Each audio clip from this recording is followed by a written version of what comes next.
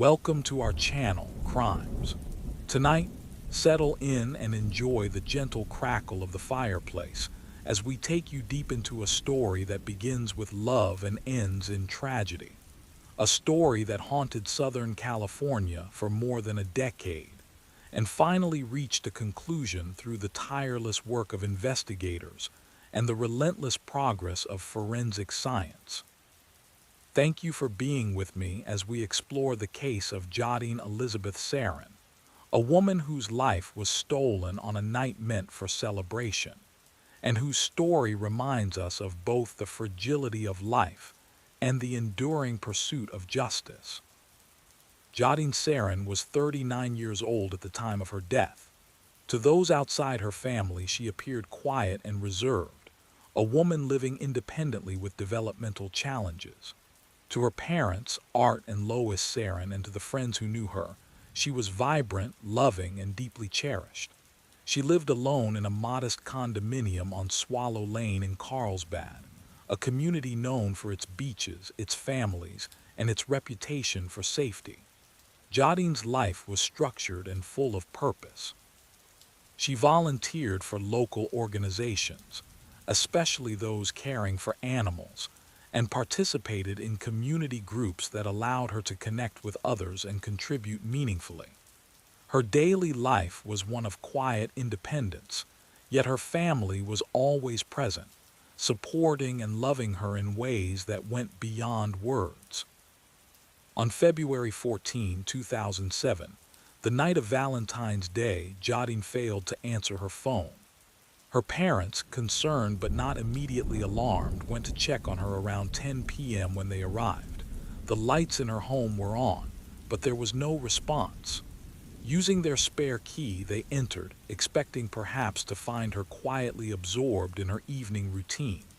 In the bedroom, they saw a man with Jodine, partially clothed. Initially, Art Serrin assumed this might be a private moment, a visitor she had invited. Concerned, he asked the man to leave and waited, expecting Jodine to emerge and explain. Minutes passed. No one came. Art returned to the bedroom and was confronted with a scene that would haunt him forever. Jodine lay lifeless on the bed, her body already cold, her life extinguished. She had been brutally beaten and strangled. The man who had been there was gone. What had seemed a private encounter was a violent and fatal attack. A mother and father were left in shock, their daughter taken in the most unimaginable way. They immediately called 911, summoning the first responders who would confirm the devastating truth. Jodine Serrin was dead. Investigators arrived to a scene that offered almost no answers.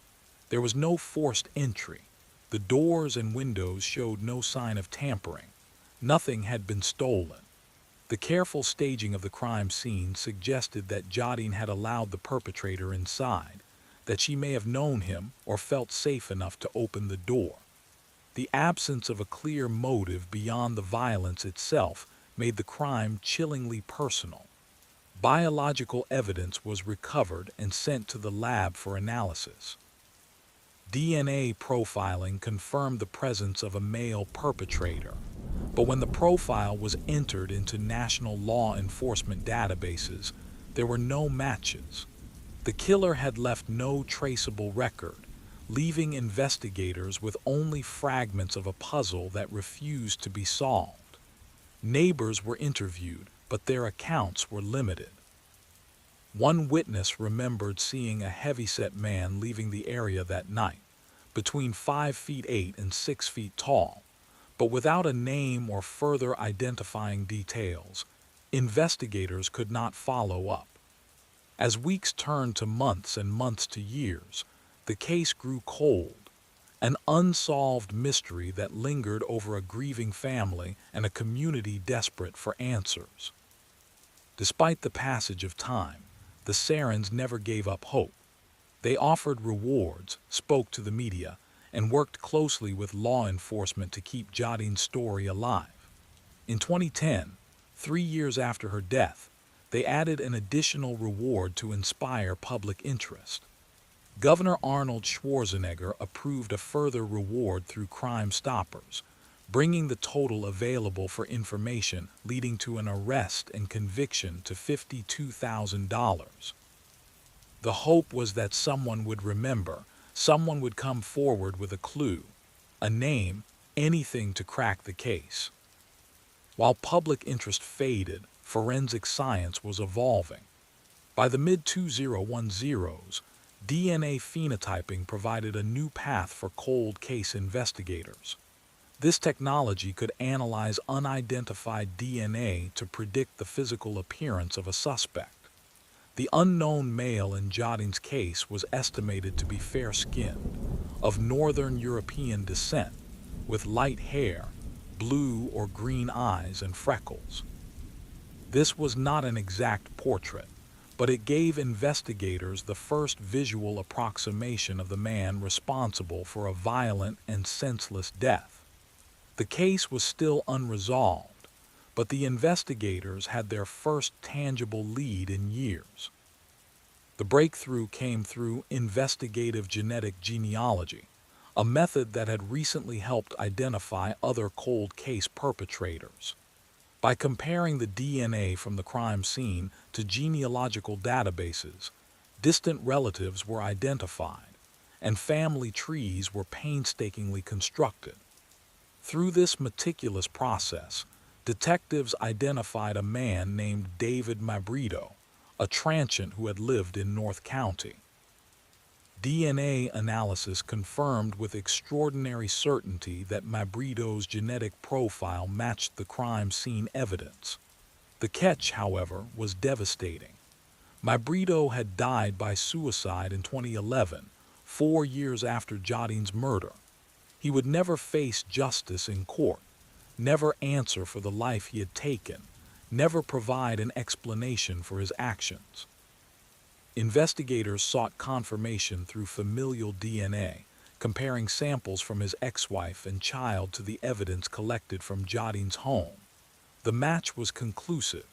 Finally, the identity of her killer was known, but the legal resolution the Serrins longed for was impossible. Questions remained unanswered. Why had Mabrito gone to her home that night? Was the attack premeditated or opportunistic? Did he know Jodine, or had chance brought them together in a fatal encounter? With him gone, investigators could only speculate. For the Serrin family, the revelation brought a complicated mix of grief and relief. They finally knew the name of the man responsible for their daughter's death, but they would never see him punished, never hear him explain why he had taken her life. In public statements, they spoke of Jodine's warmth, her joy in life, and her resilience despite challenges.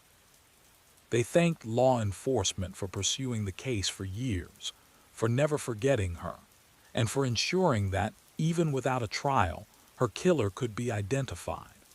The story of Jodine Serrin is a reminder of the relentless nature of forensic science, the patience and dedication required to solve cold cases, and the enduring love of a family that refused to let her memory fade. As we sit here tonight by the fire, listening to its gentle crackle and the faint sounds of the night, we remember Jodine not just for the tragedy of her death, but for the life she lived, the love she gave, and the family that fought tirelessly to bring her story into the light. The murder of Jodine Serrin shows us that even the darkest crimes can eventually be illuminated by persistence, innovation, and unwavering commitment.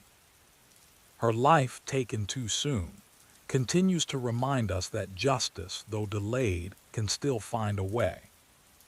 Thank you for sitting with me tonight on Crimes, for listening, and for honoring the story of Jodine Serrin.